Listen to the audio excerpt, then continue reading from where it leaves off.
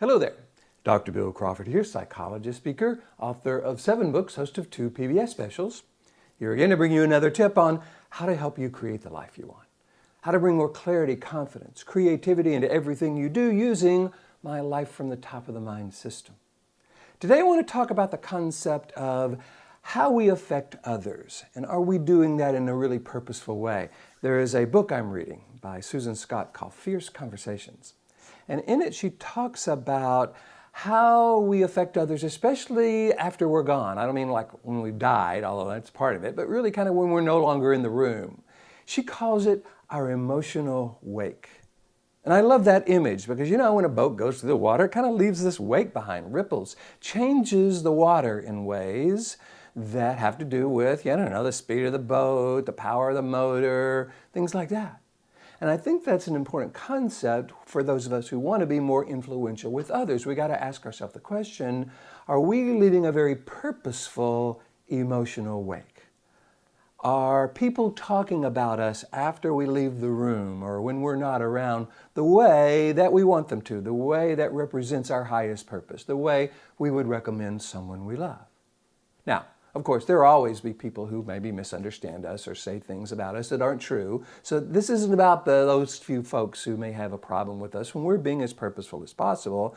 This is about us asking ourselves the question, when I'm engaging someone, what kind of wake do I want to leave? What kind of impression do I want to leave? How do I want them to think about me or feel about me when I'm gone? You know, as a speaker, I've heard so many times that people will pay some bit of attention to what you say, but they'll pay a huge amount of attention to how you make them feel. And I think that's something we may not be taking into account when we're engaging people. We may have some idea that we want to get across, some information we want to share, some way we want them to be different, some solution we want them to kind of implement.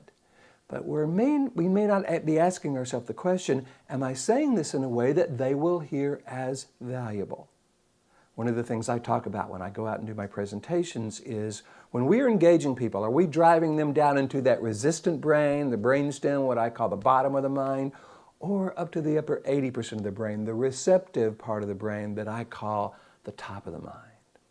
One of the ways of making sure we're reaching the best of them is to make sure we are reaching for the best of them, holding an image of who they are at their best and framing what we have to say in a way that touches that. Or taking their frustration or anger or resentment or whatever they're experiencing right now, turning it from the problem to part of the solution, partnering with that and giving them a way of moving forward that is less resistant, less frustrating, less angry. That emotional wake. I think this is really important with kids. You know, when we're talking to our kids, we're always teaching them something.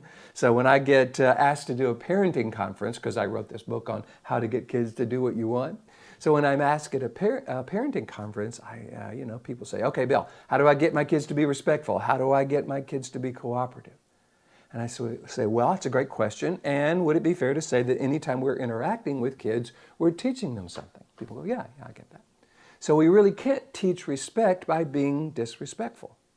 We can't teach cooperation by being uncooperative. If we want them to feel confident in who they are, we can't teach confidence by implying that I have no confidence that you know this. That's especially powerful when parents are talking to kids, but it's also powerful when a leader is talking to his or her people, when a supervisor is talking to those they report to, when we're talking to other friends or family. We want to ask ourselves the question, what's the emotional wake I want to leave?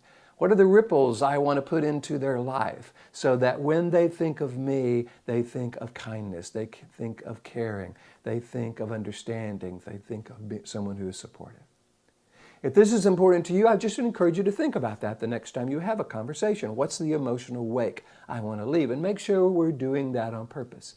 Won't always be able to do it perfectly, but if we do it purposefully, we'll get better and better and better and better. I hope you're enjoying these videos, by the way. I try to post one each week. If you like to subscribe, feel free to do that on YouTube. Friend me on Facebook. I also posted these on LinkedIn and Pinterest and iTunes.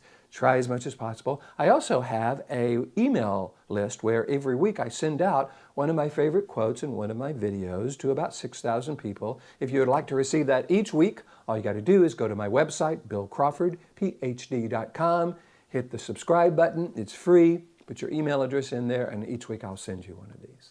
Or if you want me to come to your organization and help everybody be more purposeful in how they communicate with each other so that they're having the effect they want, leaving the emotional wake that we want. Again, go to the website, hit the contact button, let me know what you're interested in. Love to talk with you about that. In the meantime, here's to you being more clear about the emotional wake you're bringing and leaving in your life. More clarity, confidence, creativity to everything you do. And I look forward to seeing you in the next video.